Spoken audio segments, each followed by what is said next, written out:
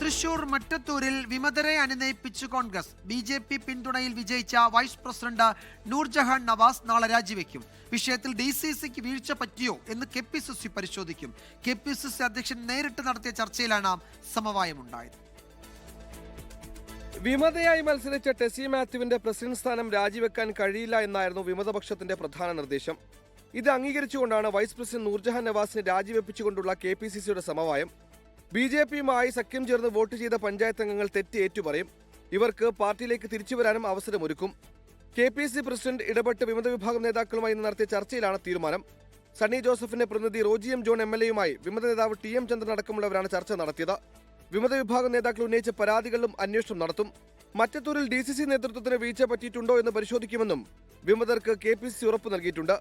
KPCC president, പ്രതിപക്ഷ നേതാവ്, മുതിർന്ന മറ്റ് കോൺഗ്രസ് നേതാക്കൾ അടക്കമുള്ളവരുമായി നടത്തിയ ചർച്ചയുടെ അടിസ്ഥാനത്തിലാണ് തീരുമാനം.